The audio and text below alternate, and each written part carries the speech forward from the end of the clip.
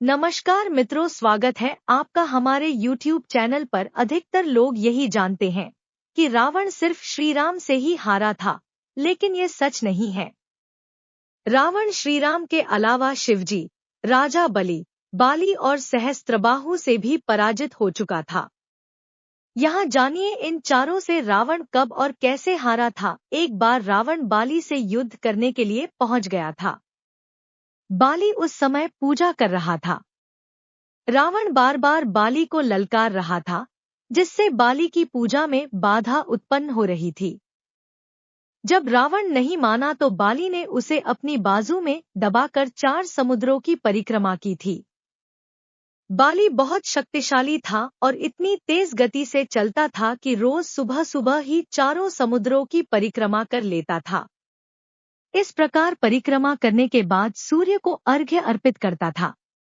जब तक बाली ने परिक्रमा की और सूर्य को अर्घ्य अर्पित किया, तब तक रावण को अपने बाजू में दबाकर ही रखा था।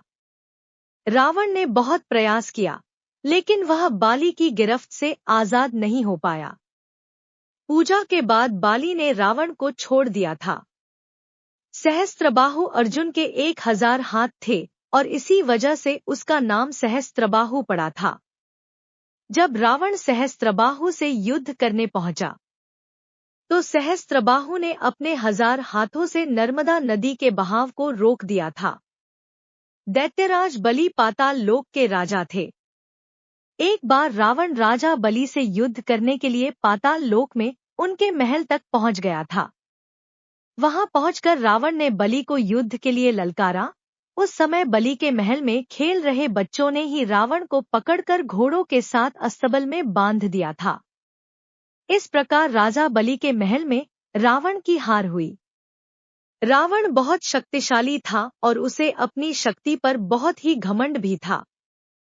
रावण इस घमंड के नशे में शिवजी को हराने के लिए कैलाश पर्वत पर पहुंच गया था। रावण ने शिवजी को युद्ध के लिए ललकारा, लेकिन महादेव तो ध्यान में लीन थे।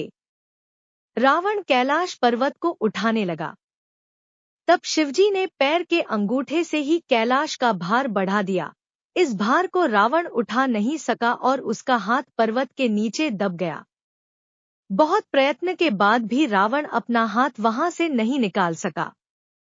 तब रावण ने शिवजी को प्रसन्न करने के लिए उसी समय शिव तांडव स्तोत्र रच दिया। शिवजी इस स्तोत्र से बहुत प्रसन्न हो गए और उसने रावण को मुक्त कर दिया। मुक्त होने के पश्चात रावण ने शिवजी को अपना गुरु बना लिया।